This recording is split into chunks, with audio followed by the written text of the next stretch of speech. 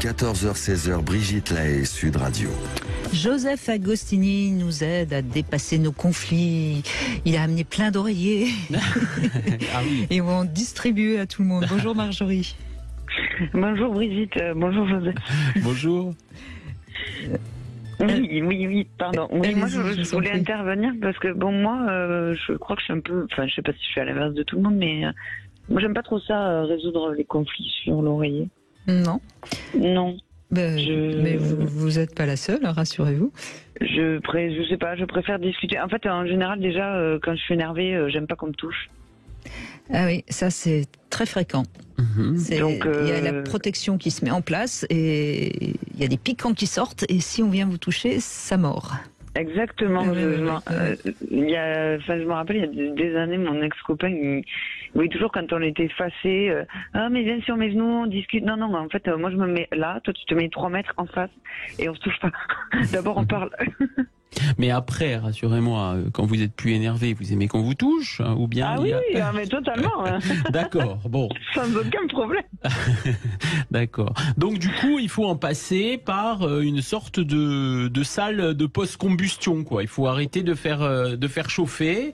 Voilà, on fait un peu refroidir et puis après, on passe aux choses sérieuses avec les corps, quoi. Oui, exactement. Ce sont deux manières différentes de parler. Et il faut un certain temps pour que ça s'apaise quand vous êtes comme ça justement un peu fermé. Parce qu'il y a parfois des gens qui ont besoin de presque une journée. Et il faut respecter ça parce que c'est. Oh, si je suis très énervée, oui. Il faut du temps. Oui, si je suis très énervée,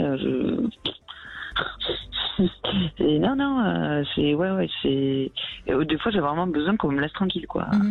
Mais ça, vous pouvez lui dire un moment où vous êtes tranquille, où vous êtes justement calme, vous pouvez lui dire je suis désolée mais quand on s'est disputé, moi je supporte pas que tu m'approches, il faut me laisser le temps de décanter, hein. Ça c'est quelque chose qu'il faut dire à l'autre, hein. Oui, non, c'est sûr, c'est évident.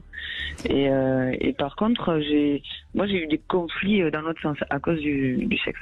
C'était compliqué. Ah bon ? Pourquoi ? Oui. Parce que ça vous convenait pas la manière dont vous faisiez l'amour ? Non, c'est pas moi. Enfin, non, c'est pas. Oui. Enfin, alors attendez, que je m'explique. C'est parce que j'ai eu des relations avec des hommes. Il fallait.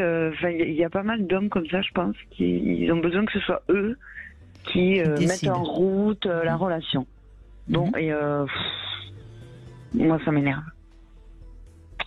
Oui, vous n'aimez pas être passive. Vous aimez bien que ce soit quelque chose qui ait une interaction, quoi. Oui, voilà. Et puis j'aime bien. Des fois j'ai envie. J'ai envie, quoi. Et alors certains hommes, on a envie, mais non, il faut pas avoir envie. Il faut faire comme si on n'avait pas envie. Oh là là. C'est. Donc avide de passivité féminine. Oui, il y a certains hommes qui vraiment. Ça leur fait perdre. Ça leur fait perdre les moyens si vous êtes trop active, hein. Exact. Donc pour moi j'ai pété des plombs toute seule, quoi. Vous voyez bien que c'est difficile, ces rapports de dominé-dominant, ça en dit long aussi sur parfois la vulnérabilité de l'homme, qui est quand même très fragile dans son désir, qui a besoin d'une femme qui désire mais pas trop, quoi. À partir du moment où là, la femme est trop offensive, peut-être trop masculine dans ses représentations, quelque chose comme ça de trop actif, il y a quelque chose qui lui fait peur. Oui, c'est exactement ça, je pense. Et donc, pour moi, ça a été très compliqué à gérer parce que la frustration, personnellement, c'est un peu source de colère, qui après est source de conflit. Mais ce qu'on pourrait dire sur vous, entre ce que vous nous dites dans votre incapacité à être touché quand il y a conflit et votre incapacité à accepter d'être sa chose, en quelque sorte, dans un jeu sexuel qui n'a rien de pervers, on voit bien que quelque part, vous lâchez rien, hein. Et peut-être. Oui, j'ai pas pensé à ça comme ça. Mais oui, peut-être.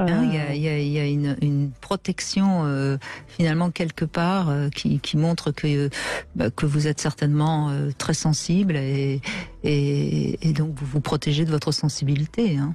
Oui, non, mais c'est vrai que oui, j'avais pas vu ça comme ça, moi, mais oui, c'est très possible qu'il y ait quelque chose comme ça, oui. C'est vrai que, enfin, pour moi, c'est juste que comment dire, j'ai une assez grosse libido, tout ça, mais peut-être que oui, effectivement, c'est parce que j'ai pas envie d'être dominée. Oui, et est-ce que la libido va de pair chez vous, Marjorie, avec l'amour ? Non, pas forcément. Pas forcément, hein. Oui, c'est bien ça. Hein. Donc Pas peut-être que forcément. justement, ça en dit long aussi, hein, quand il y a la dispute, il y a quelque chose d'un état amoureux peut-être qui est trop important. Et la libido se bloque, en quelque sorte. Ça vous dérange, les sentiments, l'émotivité. Pas forcément, parce qu'après, quand je suis amoureuse, je peux avoir une forte libido aussi, il n'y a pas de problème. Mais c'est juste que quand je le suis pas, je peux en avoir une tout aussi forte, pareil. Oui, mais vous avez, et je pense d'ailleurs que, moi je vous définirais comme ça, vous êtes une grande sensible, mais qui a cette chance d'avoir beaucoup de pulsions, qui fait que donc vous êtes quand même dans la vie, parce que quand on est très très sensible et qu'on n'a pas beaucoup de pulsions, on a tendance à se renfermer un peu sur soi-même. Et c'est votre pulsion sexuelle, votre forte libido qui fait que vous ne vous êtes pas renfermé sur vous-même. Mais dès qu'il y a quelque chose qui vous blesse, quelque chose qui vous met en danger, à ce moment-là, ça ferme. Oui, Vous voyez, et ouais. il faut un temps pour que la pulsion revienne et l'emporte sur votre sensibilité blessée. Donc moi je pense que ce qui serait intéressant pour vous, pour arriver à être un peu plus à l'aise avec vous-même et dans votre relation donc aux autres, parce que finalement c'est plus on est à l'aise avec soi-même, meilleures sont nos relations avec les autres. Oui. C'est de vous rendre compte que même si vous êtes un peu quelqu'un d'écorché, je dirais, vous voyez, mais malgré tout vous avez une force de vie, donc vous ne devez pas avoir peur de votre blessure, de ce qui fait mal. Vous ne devez pas en avoir peur parce que de toute façon vous avez le contrepoison, si je puis dire. Oui, Vous voyez. Absolument. Donc, quand soyez plus confiante dans votre capacité à rebondir malgré la souffrance que vous apportent les relations affectives, parce que justement vous êtes très sensible et un peu écorché. Ça vous parle ce que je vous dis ? Ah oui, beaucoup. Merci Brigitte. Oui, c'est vrai. Et quand vous êtes vraiment un peu malheureuse, eh bien, alors je ne sais pas quel est votre remède, mais vous prenez un sextoy ou allez vous promener dans la campagne, respirez, et vous allez voir, ça passera très vite. Ouais.